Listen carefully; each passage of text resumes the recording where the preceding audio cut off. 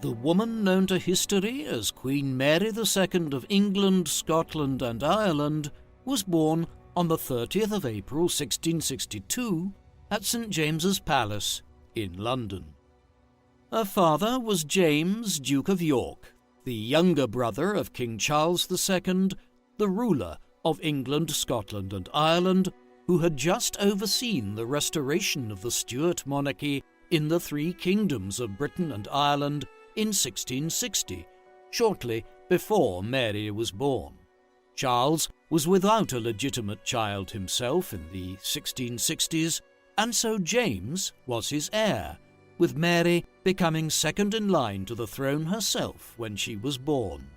At the time, however, King Charles II had only recently married Catherine of Braganza, and it was assumed that he would soon produce children with his Portuguese wife and secure a direct line of succession. That would ultimately not come to pass, and the repercussions of it would greatly influence the course of Mary's life. Mary's mother was Anne Hyde, the daughter of Edward Hyde, 1st Earl of Clarendon, and for much of the 1660s, the most powerful minister in the government of King Charles II. Anne had been raised as a Protestant, as indeed had James, but both of them had been exposed to Roman Catholicism at length while in exile on the continent, and in particular in France and the Spanish Netherlands in their youth, and they would both convert to Catholicism before long. That they already felt an affinity for the papal religion in the early 1660s was evident in the decision to name Mary after Mary, Queen of Scots, James's great-grandmother, who had been notoriously obstinate in her Roman Catholicism while under house arrest in England under Queen Elizabeth I nearly a century earlier. Mary would grow up in a time when Britain seemed to be returning to some normality after decades of unrest. All the way back in the late 1630s, her grandfather, King Charles I, had ended up in conflict with a huge proportion of his subjects, first in Scotland, where his efforts to impose a conservative form of Protestantism, which many took to be a form of crypto-Roman Catholicism, had led to war with the Scottish nobles and church, led by Presbyterians, adherents of a type of Scottish Calvinism. In responding to this, Charles had come into conflict with the English Parliament, and a rebellion broke out then amongst the Roman Catholics of Ireland. The War of the Three Kingdoms raged through the 1640s, and eventually the English Parliament and military, many members of which were radical Protestants that viewed Charles as a secret Catholic, placed the king on trial and executed him in 1649. Thus, Mary's father and uncle had spent the 1650s in exile on the continent while England briefly became a republic presided over by Oliver Cromwell, an experiment that ended after only 11 years. In 1660, not long after Cromwell's death, the English political community had decided it liked the House of Stuart as rulers of the three kingdoms after all. Charles was invited to return to England, restore the monarchy, and ascend as King Charles II, which he duly did in 1660, 2 years before Mary was born. The Restoration era in the 1660s and 1670s, as she was growing up, was known as a period of liberality, loose sexual mores, and partying at court and in London after the dour puritanical years of the 1650s. But as licentious as the Restoration era might have seemed, the religious tensions, which had led to years of war in the 1640s and the overthrow of Mary's grandfather, had not disappeared. They would soon arise again, and when they did, they would shape Mary's adult life. Mary's early life mirrored that of the average member of the royal family in early modern times. She was baptized in the Anglican faith as a Protestant and, unlike her parents, would continue to adhere to Protestantism ardently throughout her lifetime. This was largely because her uncle the king was adamant that whatever James and Anne did, their children should be raised as Anglicans. Mary was raised with her own household staff, a common method of child rearing for royals in the 17th century, at Richmond Palace near London. The governess of her household, with whom Mary would have had a closer relationship growing up than with her parents, was Lady Frances Villiers, the wife of Edward Villiers, a nephew of the Duke of Buckingham, who had been the most powerful political figure in England back in the days of James I and Charles I in the 1610s and 1620s. Edward was also a close ally of Clarendon's, and so Mary's care was entrusted to the wife of this prominent political figure of the Restoration era.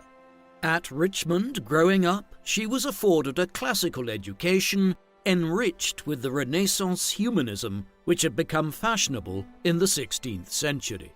This meant she learnt the Greek and Roman classics, how to dance and play music, as well as the ability to speak French, which was becoming regarded as the most culturally sophisticated language in Europe at the time. Mary was not James and Anne's only child, far from it, in fact. Prior to her being born, Mary's parents had already had a son who they named Charles after James's brother, but the child died of smallpox, the deadliest disease of early modern Europe, in May 1661, when he was just 7 months old. Further siblings followed, though. A boy named James after his father was born in the summer of 1663, when Mary was just over a year old. The closest thing that Mary had to a lifelong companion of sorts, although their paths would diverge for many years in their late teens and early adult lives, her sister Anne was born in February 1665. Then, a year and a half later, another boy called Charles yet again came into the world, followed by Edgar over a year later in September 1667, and then Henrietta in 1669. The last of the brood, a girl called Catherine, was born in February of 1671. Moreover, Mary had many half-siblings, James, Duke of York, being a serial philanderer, as was his brother King Charles. For instance, James had 4 children with his long-term mistress Arabella Churchill, all born between 1667 and 1674. Several of these were raised in and around the court and given noble titles in time. The fact that they were Mary's half-siblings was fairly widely known. As large as the family grew to be in the years after Mary's birth, it was also struck repeatedly by tragedy. While James's illegitimate children with Arabella Churchill generally lived fairly lengthy lives and all reached adulthood, the same was decidedly not the case when it came to his children with Anne.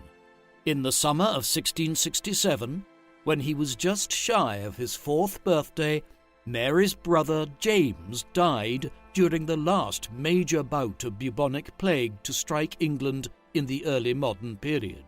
The tragedy was compounded by the fact that only weeks earlier, their little brother Charles, an infant of just 10 months, had died after a series of convulsions at St. James's Palace. 2 years later, Henrietta died in infancy as well, at 10 months of age in November 1669.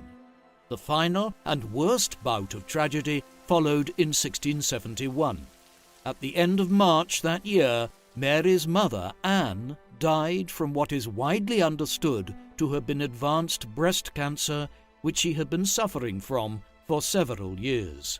Her condition had possibly resulted in her younger children being born with health conditions, and just 10 weeks after her own passing, her only remaining son, Mary's brother Edgar, died at 3 years of age.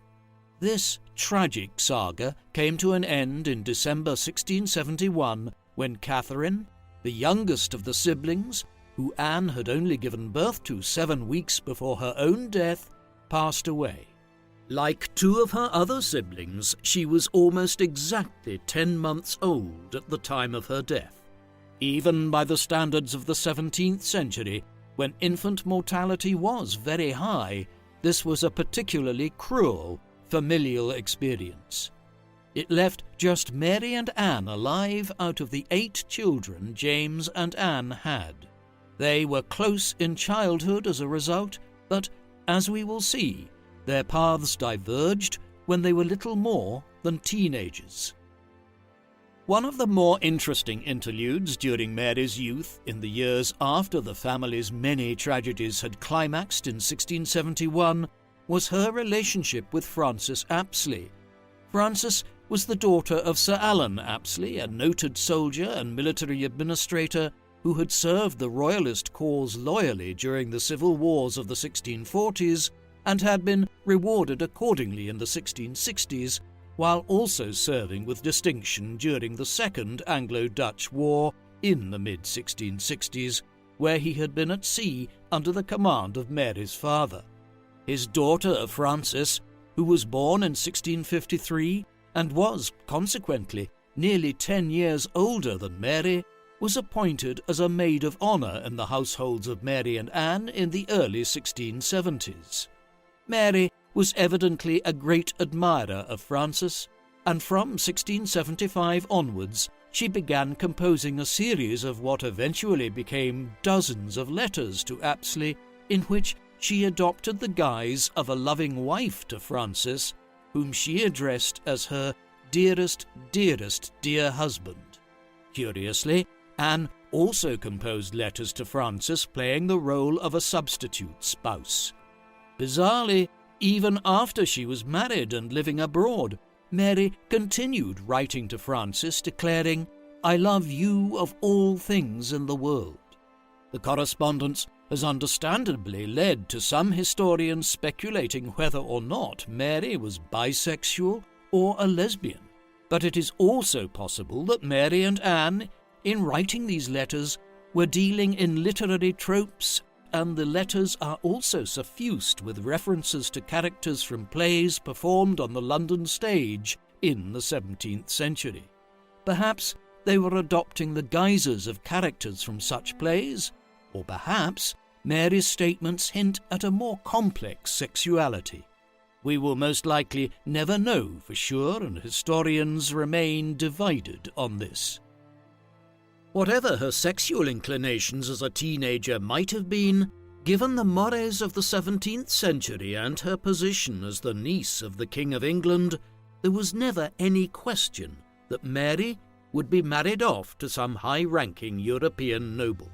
This was especially the case because King Charles was without any legitimate children by the mid-1670s, and Mary, as his eldest niece, was consequently a pawn in the diplomatic politics of Western Europe at the time.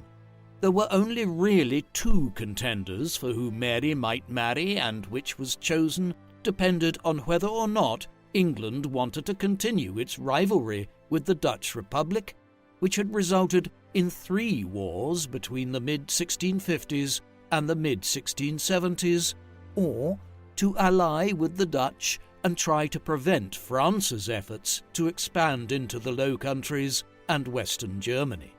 As such, the debate was over whether Mary should marry the Grand Dauphin Louis, eldest son and heir of King Louis XIV of France, or William, Prince of Orange, the stadtholder of Holland and Zeeland, and the most powerful figure in the Dutch Republic. Louis was close in age to Mary, being less than a year older, while William was already into his mid-20s. But it was determined that the alliance with the Dutch was preferable, and in 1677 Mary was informed that she would marry William. On the 4th of November 1677, Mary was married to William at St. James's Palace in England by the Bishop of London, Henry Compton, a cleric who would feature in many key moments in her life. The 15-year-old girl cried through the ceremony which married her to William, who happened to celebrate his 27th birthday the same day as the wedding. That evening, King Charles, who had arranged the marriage, oversaw the bedding ceremony whereby family members and attendants led the newlyweds to their chamber to consummate the marriage. Royal unions, such as they were in early modern times, were often unpleasant affairs. The marriage would also face further hurdles. As we have seen, there were some signs that Mary was possibly bisexual or lesbian, yet this would have been known to almost nobody, if true at all. But it was commonly whispered in England and the Dutch Republic that William was gay, and for years he had kept a number of close male companions around him in a manner which had led people to assume that they were more than just friends. Nevertheless, despite all of these inauspicious factors at the beginning, Mary and William's marriage would become a relatively strong one in time, the pair bonding in particular over their ardent Protestantism. After a 2-week period in which poor weather delayed their departure for the Low Countries, William and Mary headed for the Dutch Republic in early December 1677, arriving to the political capital, The Hague, on the 14th, where they made a formal entryway for the Dutch people to greet the closest thing to a queen which the Republic would have for many years to come. Mary had come to live in one of Europe's great countries. While the Dutch Republic was small, like the Netherlands today, it punched above its weight economically and politically. It was in Amsterdam and in London that capitalism had emerged in the first half of the 17th century, with stock markets and corporations being formed, while the Dutch had also begun acquiring colonies overseas in North America, the Caribbean, Southern Africa, Ceylon or Sri Lanka, and in the East Indies. The Republic had benefited immensely from this newfound wealth and entered a golden age in terms of Dutch culture and art. But its riches had also brought envy, and at the time Mary arrived to the Low Countries, King Louis XIV of France was engaged in a series of wars to try to conquer the Republic. This would form the backdrop of much of the subsequent events in Mary's life. Things in Mary and William's marriage were mixed in the first years.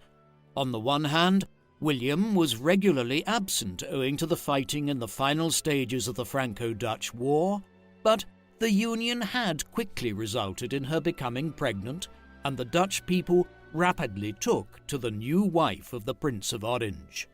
But misfortune of a kind which was not foreign to Mary's family soon struck. In mid-1678, she visited the town of Breda, where William was basing himself to oversee the defences of the south of the Republic from French incursions, when she became ill and suffered a miscarriage. Her natal history over the next 2 or 3 years is a matter of some debate. She experienced at least 2 more bouts of serious illness in 1679 and 1680, and it is generally assumed that at least one of these was a further miscarriage. Complications from these pregnancies seem to have permanently affected her ability to have children, and despite her expressed desire throughout the 1680s to do so, she and William would never have children. While Mary was suffering through her natal woes in the Low Countries, her father, James, was experiencing his own specific kind of crisis. Although Mary had been raised largely as a Protestant, as had her sister Anne, with some considerable urging from their uncle the king to satiate public sentiment around religion, their father James was a confirmed Roman Catholic.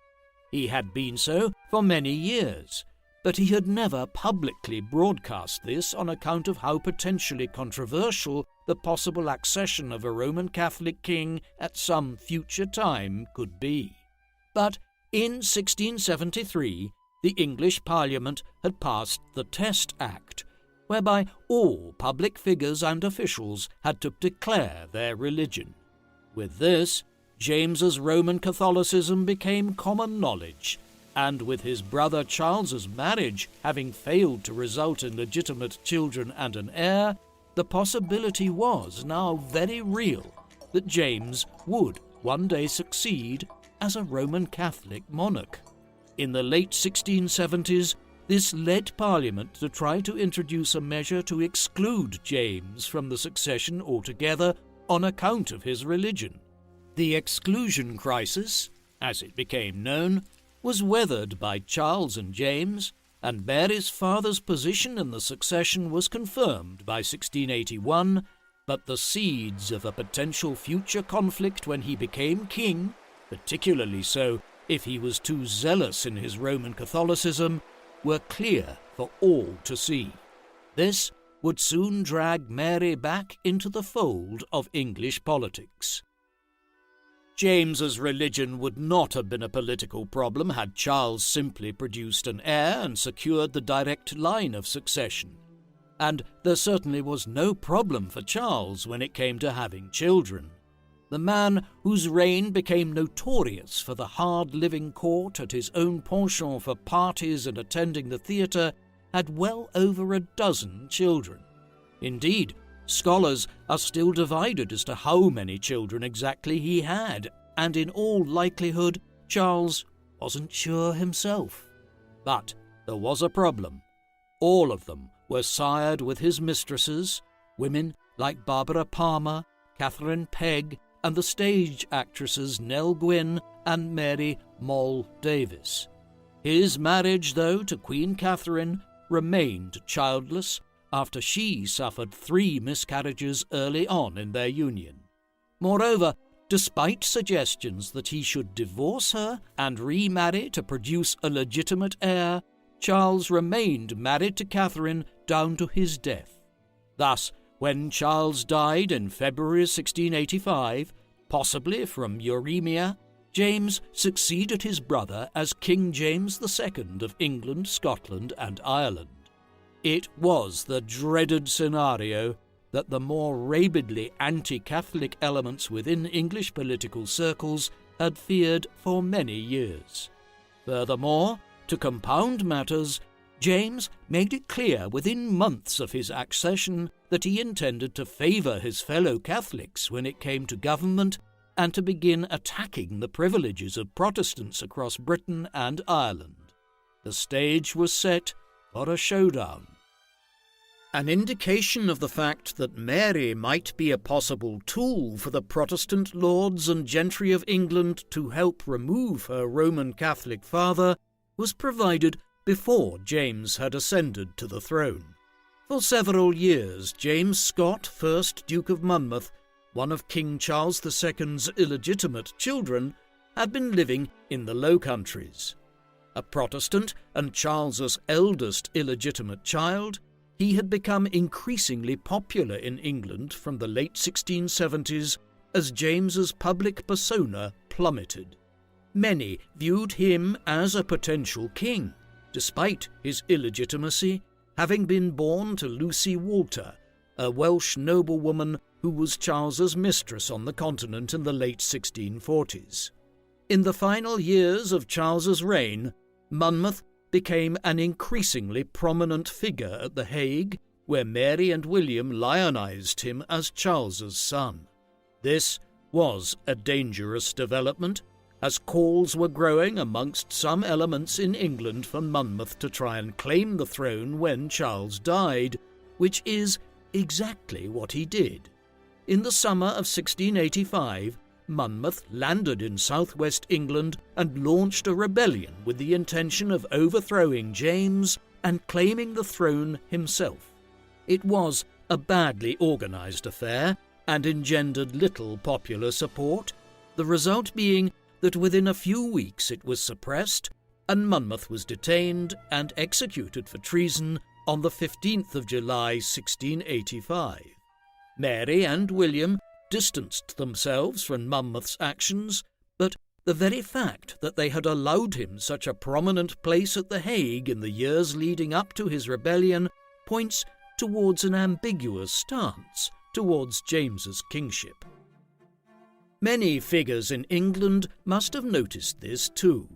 Consequently, when events took a major turn in Britain in 1688, they began to consider reaching out to Mary and William as alternative rulers to Mary's father. The first development was James's aggressive move to favour Roman Catholicism in England and Ireland. The second was the birth of a male heir, James Francis Edward, through James's marriage to Mary of Modena, a child who now displaced Mary in the line of succession and who would almost certainly be raised as a Catholic, unlike his half-sister. With this, 7 prominent English political figures, Henry Sidney, Edward Russell, the Earl of Shrewsbury Charles Talbot, the Earl of Devonshire William Cavendish, the Earl of Danby Thomas Osborne, Richard Viscount Lumley, and the Bishop of London Henry Compton, known to posterity as the Immortal Seven, sent a famous invitation to William. In this letter, which William and Mary received on the 30th of June 1688, they asked William to intervene in Britain with military force to depose James and seize the crown for himself and Mary. It briefly laid out the well-known grievances against James, principally his religion, but also declaring that the new heir, just born to Mary of Modena, was illegitimate and was not the child of James and Mary, a conspiracy theory of sorts which was immediately doing the rounds in Britain following the birth. Therefore, the 7 signatories stated William needed to intervene to impose his wife's rightful claim to the throne. It has been a long-standing matter of debate as to what Mary's emotional response to the invitation was. After all, the set of events which were now being put in motion would end with the armies of her husband invading Britain and deposing her own father. Clearly, he would be offered the opportunity to go into exile or live out his days in some other peaceable manner if he proved compliant, but there was always the possibility that he would resist in such a fashion that James would, like his own father back in 1649, end up dead at the end of the political turmoil. She was clearly conflicted and upset at the idea of overthrowing her father, but it came down to a battle in her conscience between her paternal loyalty and her ardent Protestantism and sense of duty to the state. Ultimately, the latter won out, though James's statements to Mary, such as that found in a letter of 1688 that "You will be still as good a daughter to a father that has always loved you so tenderly," must have made her decision more difficult. Yet, in assessing her decision to betray her father, it must also be considered that as a member of the royal family, she had been raised in her own household largely away from her parents, and she had married at 15 years of age and left England for the Dutch Republic. Ultimately, her loyalties by 1688 lay primarily with her husband, and William was eager to accept the invitation which was extended to him and Mary, and to claim the thrones of England, Scotland, and Ireland. What followed is known in British political history as the Glorious Revolution. With Mary's agreement to depose her father and take the thrones of England, Scotland, and Ireland based on her claims to them, William gathered a significant army and fleet and prepared to invade Britain. This was speedily accomplished, as the Dutch Republic was heavily militarized at the time in preparation for war with France. Hence, he was able to land in the English West Country with a force of 20,000 men in early November 1688. In the weeks that followed, he began advancing towards London. As he did, James's authority as king crumbled, and the royal army and navy, so much of which were comprised of Protestants and led by Protestant commanders, made it clear they would not fight to preserve his position. 2 days before Christmas Day, he fled England for France, after William deliberately allowed him enough time to leave the country unimpeded. Mary, who had remained in the Low Countries while William led the invasion, now crossed to England, where she and William triumphantly entered London in a heavily stage-managed event. Unlike in the 1640s, when Parliament had become so opposed to Mary's grandfather, King Charles I, in large part owing to the perception of him being a crypto-Catholic, that it led to a long and bloody civil war, the Glorious Revolution, at least initially, was an almost bloodless coup, with James quickly deposed and Mary and William's cause left triumphant. There remained the matter of exactly what political arrangement would now be imposed. James's deposition in favour of Mary and William was based entirely on Mary's position as his eldest daughter and the next in line to the throne, if one accepted the dubious argument that James's recently born son was illegitimate. Consequently, in order for the events of 1688 to not seem like an outright usurpation of the throne, it was necessary that Mary would rule as Queen Regnant. But she was a woman who believed firmly in the social conventions of her time that dictated that a woman should be largely subservient to her husband, and so she was unwilling to consign William to the position of a king consort. That is, a king who did not exercise royal authority himself, but was merely the husband of the reigning queen. As a result, a highly unusual political arrangement was put in place in the course of the first months of 1689. Mary and William would rule as joint monarchs. This would legitimize the Glorious Revolution in that Mary would be queen, but it would allow William to play the senior role as king. There was a precedent for this when Mary's namesake, Queen Mary I of the House of Tudor, had married Prince Philip of Spain, the future King Philip II, in 1554. She had also been a tradition-bound monarch who perceived that she should not occupy a status above her husband, and so Mary and Philip had ruled as dual monarchs for 4 years in the mid-1550s until Mary's premature death. But unlike in that situation, the understanding was that even if William outlived Mary, he would continue to rule, whereas back in 1558, when Mary Tudor died, Philip was removed as king in favour of Mary's sister, the Protestant Queen Elizabeth I. Mary and William's coronation was quickly organised in a much faster fashion than was typical, as Parliament and the new monarchs sought to hold the event as soon as possible as a demonstration to the people of the changes which had occurred, and to present to the public the new Dutch king and the queen, a young woman who had left England a decade earlier as a teenager and was now returning to rule over Britain and Ireland. The coronation took place on the 11th of April 1689. It was unique in English political history for being the dual coronation of a king and queen regnant. All other coronations before and since have featured either a king regnant or queen regnant, usually with a queen consort or king consort, but never a king regnant and queen regnant together.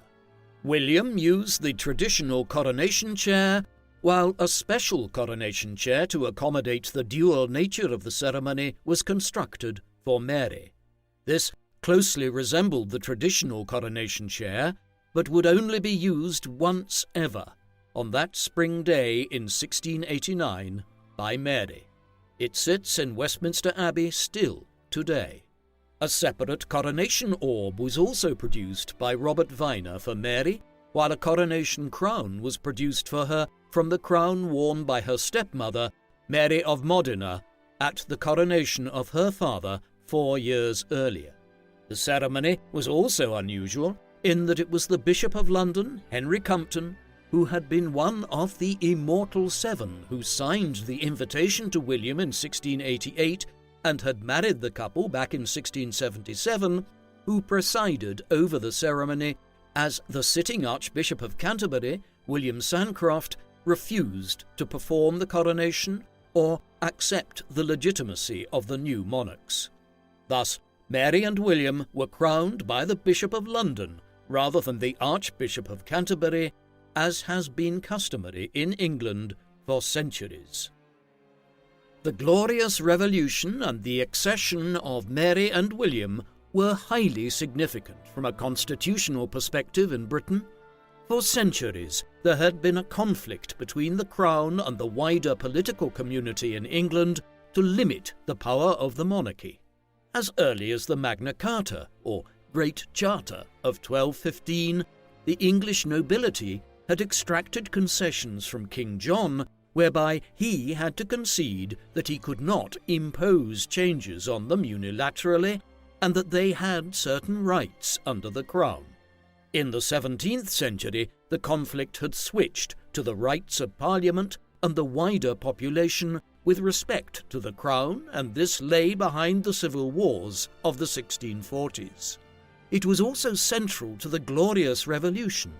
As part of the political arrangements whereby Mary and William ascended to the throne in 1688, a Declaration of Right had been presented to the new monarchs by Parliament. In this, the rights of Parliament and the body politic in England, as well as the limitations on the power of the Crown, were clearly laid out. For instance, it was stated that it was illegal for the Crown to impose taxes without parliamentary consent, or to maintain a standing army without Parliament's approval. These wide-ranging limitations on the power of the Crown were further enshrined through the passage of the Bill of Rights in 1689, a parliamentary act which was a major turning point in the development of a constitutional monarchy in Britain. As such, Mary and her husband have an important position in the constitutional history of the United Kingdom. The Glorious Revolution, the expulsion of James from England, and the coronation of Mary and William as joint rulers of England, Scotland, and Ireland in his place was never going to be accepted peacefully. James had many supporters. For instance, in Scotland, many of the most powerful lords and political figures, while they might have been opposed to James's religious stance, were bound to tradition and found the idea of deposing a rightful king of the Scottish House of Stuart in order to replace him with a Dutchman to be unacceptable. Eventually, a separate political agreement would have to be reached between the Scots and the new monarchs. Support for James was even greater in Ireland, where the majority of the Old English and Irish lords were Roman Catholics. They had been oppressed by a Protestant minority for decades, but in the brief time James had been king, they had been given major powers and were assured that they would regain much of the lands they had lost over the past century and a half. They immediately signalled in 1688 and 1689 that they would fight to uphold James's position as king. And to compound matters, after he fled to the continent, James quickly found a powerful ally in the shape of King Louis XIV of France, who had been at war intermittently with the Dutch throughout his reign, and now viewed the events in Britain as a good opportunity to do so again. As a result, in 1688, the 9 Years' War, or War of the League of Augsburg, broke out with France going to war with Britain, the Dutch Republic, and the Austrian Habsburgs. James's efforts to reclaim his throne were but one element of this pan-European war. While there were many fronts in the 9 Years' War, the fighting which concerned the royal struggle in Britain primarily played out in Ireland in a conflict which raged there between 1689 and 1691, and which is typically known as the Williamite War after Mary's husband, or the War of the Two Kings. With French support and soldiers, James headed to Ireland in 1689 and intended to use it as his base of operations to eventually lead an army to Britain and reclaim his thrones. He garnered the support of huge numbers of Roman Catholic lords there, and by the summer of 1689 had control over most of the country, excluding the Protestant north, where his allies failed to seize the city of Derry in a long siege that year. Then, while Mary ruled in England in his absence, William led an army to Ireland, landing in the northeast and then heading south towards Dublin in the spring of 1690. William and James's forces clashed at the Battle of the Boyne on the 1st of July 1690. Although the engagement was not decisive, it had the appearance of a Williamite victory, and in its aftermath, with additional English, Dutch and German soldiers arriving to reinforce William in Ireland, James fled back to France. Although the war would continue in Ireland for over another year before the Williamite forces emerged victorious, after the decisive Battle of Aughrim, his cause was effectively defeated when he left Ireland. Although the wider 9 Years' War with the French would drag on until 1697, James never posed a threat to Mary and William after 1691, and he would live out the rest of his life in exile in France. With William absent in Ireland and other theatres of the war within just a few months of their accession and coronation in England, Mary was the monarch on the ground in London and at Westminster, charged with running domestic affairs, while her husband handled Britain's foreign policy. She left the day-to-day management of government affairs to the Privy Council, the early modern equivalent of a government cabinet, and senior political figures, several of them being the Immortal Seven who had invited William and her to England in 1688, but she was cognizant of both her need to be the public face of the new regime and to manage the intricate politics of the court at a time when many felt conflicted about the manner in which James had been overthrown. There were also many clashes of personality. Mary's sister Anne, for instance, grew to detest William, urged on by hangers-on like Sarah Churchill, the wife of the Earl of Marlborough. Mary had no option but to act as peacemaker in this and a wide range of other relationships.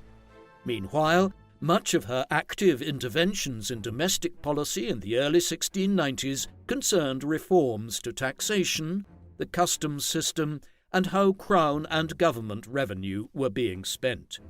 The 9 Years' War was proving extremely costly, and the state finances needed to be carefully managed to pay for all of it, while at the same time not alienating Parliament and Mary and William's new subjects so early in the reign through excessive taxation and subsidies. The burden of government did not sit well with Mary. By nature, she preferred other pursuits. One of her major passions was gardening. During her years in the Low Countries, she had been central to the development of the gardens at Utlo, a palace of the House of Orange-Nassau in Apeldoorn in Gelderland in the Netherlands, where she had collaborated with Claude de Goetz, a French architect and landscape designer who had studied under André Le Nôtre, the chief garden architect at Louis XIV's Grand Palace of Versailles outside Paris in France. Versailles had become the paragon of Baroque architectural splendour in the second half of the 17th century, and it was little surprise that when Mary commissioned a redevelopment of Hampton Court Palace near London, many elements of the redesign mirrored the French royal estate. Animals featured in all these residences, and Mary continued in the tradition of having many dogs around the royal palaces which had been established by her great-grandfather and grandfather in the first half of the century. Her favourite breed were pugs, but her love of animals was not confined exclusively to dogs, and her years as queen saw ponds of tropical fish and goldfish appearing in the royal palaces around London. Her pastimes also, somewhat unusually, included ice skating, a hobby which had been introduced to England during the Restoration period after Mary's uncle and father and other members of the Stuart court in exile had encountered it in the Low Countries in the 1650s. For a woman who would only live to be 32 years of age, Mary is associated with an incredible 97 portraits. Clearly, she did not sit for all of these, or else, given that people often sat for several days to have their portrait painted in early modern times, Mary would have spent a substantial amount of her adult life having her picture painted, and many of the portraits of her were copied from others. But she was, nevertheless, an unusually extensively painted young monarch. One of the earliest was produced by Peter Lely, a Dutch painter who had the unusual distinction of having flourished under the successive patronage of King Charles I, Oliver Cromwell, and King Charles II between the 1640s and the 1670s. Around 1672, he painted young Mary in the guise of Diana, the Greek goddess of hunting, with Mary wielding a bow and arrow. Lely was also behind one of the most famous portraits of Mary, one which probably dates to 1677 on the occasion of her marriage to William, and in which she wears an orange dress to symbolize her entry into the House of Orange. This portrait became the basis for many subsequent copies, but arguably the most recognizable of all the portraits of her was that produced by Jan Verkooyen, a Dutchman who painted portraits of both Mary and William around 1690 to celebrate their accession, with Mary seated next to a table bearing her coronation crown. One of Mary's most enduring accomplishments was the development of Kensington Palace. This evolved from a modest two-storey house which had been built in the village of Kensington near London back in the reign of James I, Mary's great-grandfather, by Sir George Coppin. By the late 1680s, the Jacobean house was known as Nottingham House, as it was owned by the Secretary of State, Daniel Finch, 2nd Earl of Nottingham. It was from Finch that Mary and William purchased the house in 1689 to serve as a retreat near London, but away from the damp air off the River Thames and the coal smoke of the city, both of which were undesirable for the asthma that William suffered from. Mary then hired the greatest architect of the age, Sir Christopher Wren, who had rebuilt much of London following the Great Fire of 1666, to expand Nottingham House into a palace worthy of monarchy. Wren added 3-storey pavilions on each end of the house, with separate apartments for Mary and William and servants' quarters.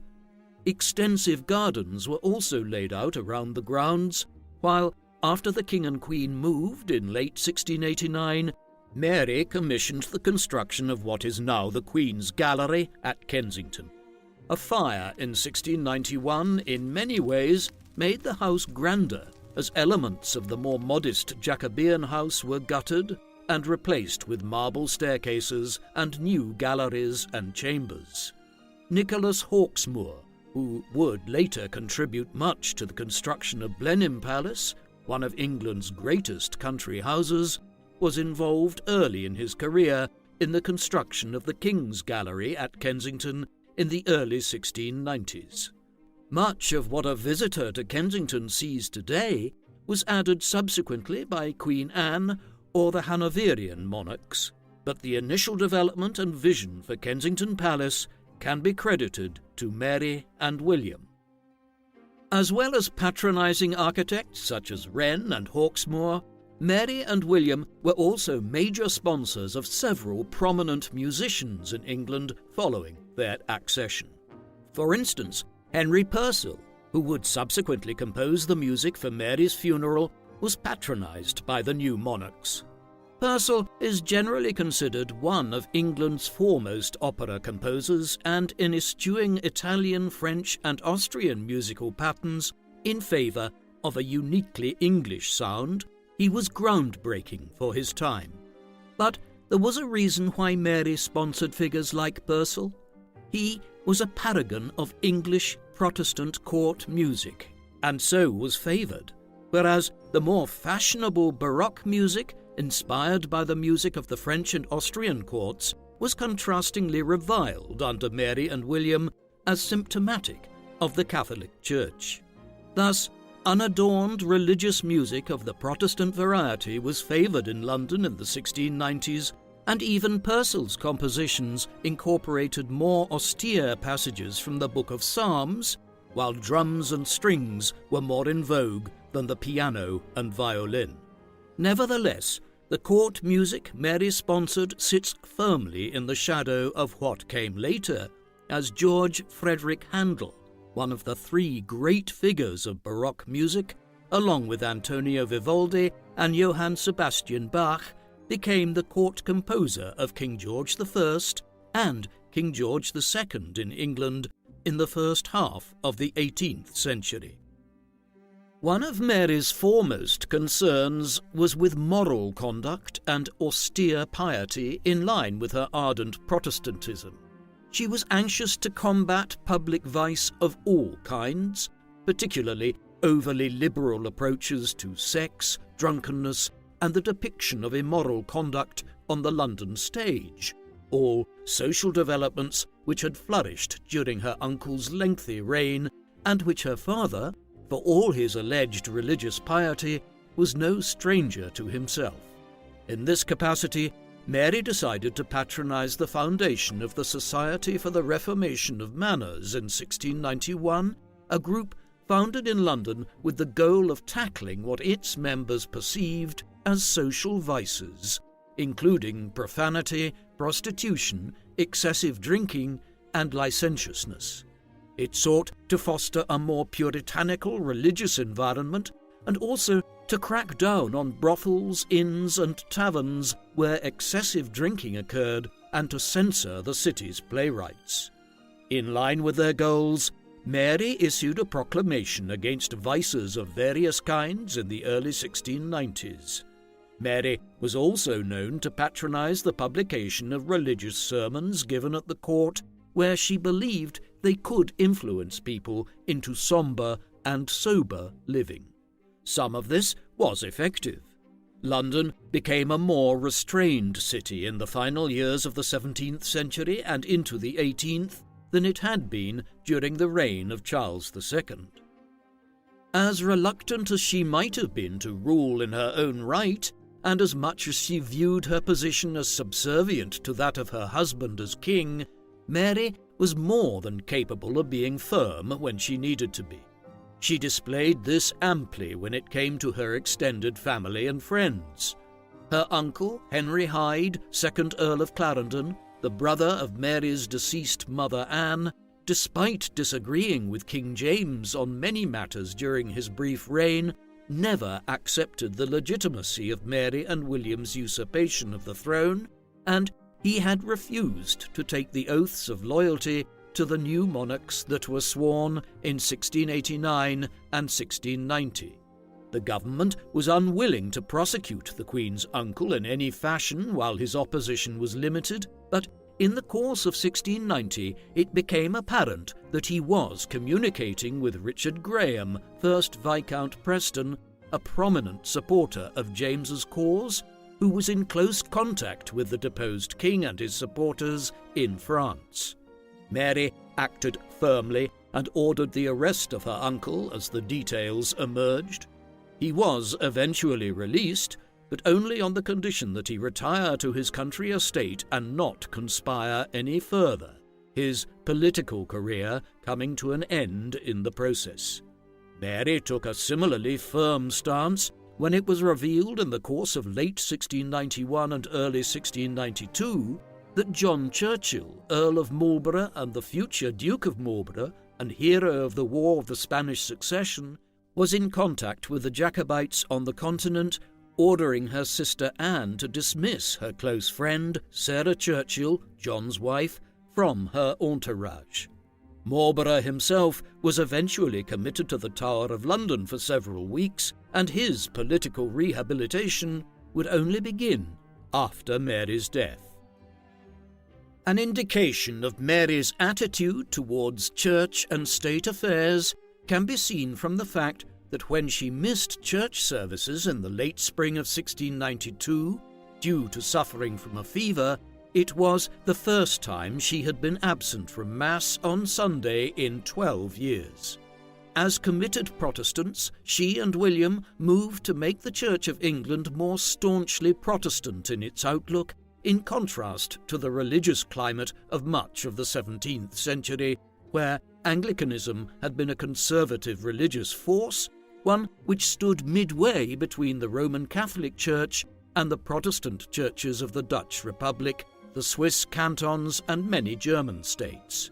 Central to this was the passage of the Act of Toleration in May 1689, whereby radical Protestant groups such as the Baptists, Puritans, Quakers, and Congregationalists were granted full religious toleration. This was a significant moment in English church history and shaped the religious environment down to the 19th century. Mary also oversaw the first steps in the reform of the English liturgy and the manner in which religious services were held, appointing Compton, who had facilitated the Glorious Revolution and presided over Mary and William's coronation, to head a commission of ecclesiastical and lay figures that reformed the liturgy in the 1690s. Overall, her brief reign saw a shift towards greater Protestantism within the Church of England. One of the most enduring legacies of the brief period that Mary and William were co-rulers of the three kingdoms was achieved far across the Atlantic Ocean in the British colonies of North America. Although they had developed greatly since the first colonies were established here in the early 17th century, there was still only one institute of higher learning in the British colonies, Harvard University in New England. There had been plans back in the late 1610s and 1620s to establish a college in the southern colonies in Virginia, but this had been abandoned at the time. Now, in 1691, Dr. James Blair, a Scottish-born missionary and educator who had settled in Virginia in the mid-1680s, arrived to England to petition the government to establish a college in Virginia. Mary proved receptive to his proposal, which was supported by the bishops of London and Canterbury, and so, on the 8th of February 1693, a royal charter was issued for the establishment of what was to be known as the College of William and Mary. Blair became its first president, and funds were allocated to it through the government excise on tobacco produced in Virginia. It was established in what became the town of Williamsburg and remains the second oldest university in the United States today. Unfortunately, the establishment of the College of William and Mary, the Queen's patronage of the Society for the Reformation of Manners, and her development of Kensington Palace would broadly constitute the core of her accomplishments as Queen in the aftermath of the Glorious Revolution, for Mary's reign and life were to be cut strikingly short in the mid-1690s. Mary was a healthy woman, and beyond her natal woes there was little to suggest in the first years of her reign that she would live anything other than a long life and reign for some time to come. But at some stage in November 1694, she contracted smallpox. This was the deadliest disease of the early modern world. While the plague came and went in waves, smallpox was a perennial presence across Europe, killing hundreds of thousands every year and leaving millions more who had survived badly scarred. Given the typical pathology and incubation period, Mary must have contracted it in November as her symptoms appeared early in December. This resulted in a rash and pus-filled sores in the early period. Smallpox killed approximately 15% of those who contracted it, and Mary was one of the unlucky ones. Her condition worsened in the second half of December, and on the 28th of the month, she died at Kensington. It was a brutal and lonely death. Her sole surviving sibling, Anne, who was pregnant, had not had smallpox and had no immunity, and Mary ordered that she was not to be allowed to visit her. Mary was just 32 years of age when she passed away. The winter that Mary died was a particularly cold one in England at the tail end of the Little Ice Age of the early modern world, a centuries-long era during which temperatures were significantly lower than in modern times. One feature of this was that the River Thames regularly froze. This occurred in the winter of 1694 and, with transport around London limited as a result, the decision was taken that Mary's funeral would not be held until well into the spring. William was distraught at the death of his wife, with whom he might not have had a conventional romantic relationship, but one of considerable mutual respect. Her funeral was held on the 5th of March 1695, after her body had lain in state at the Banqueting Hall of Westminster for several weeks. The ceremony was unprecedented in English political history in being attended by members of both the House of Commons and Lords, but William was not there, apparently so psychologically fazed by Mary's death that he could not bring himself to attend. It was an enormously elaborate state funeral, one which cost £50,000, a fortune for a funeral in late 17th century terms. At the end, Mary's body was laid to rest in Westminster Abbey in the south aisle of the chapel of King Henry VII. It was intended that a large monument would be raised to celebrate the site in the years that followed, but a small stone alone marks the spot today, the monument having been abandoned owing to a lack of space in the relatively small aisle. William would be interred alongside her many years later, and in 1725, life-size wax effigies of the pair who claimed the throne as part of the Glorious Revolution were placed in Westminster Abbey. Following Mary's death, William continued to rule as King of England, Scotland and Ireland, though he was often derided in private by many of his British subjects as a Dutch upstart, one whose influence would be expunged from the country when he died. After all, he and Mary had never had any children, and even if William were to remarry and produce an heir in that way, the line of succession which had been agreed would place any such children lower down the succession order.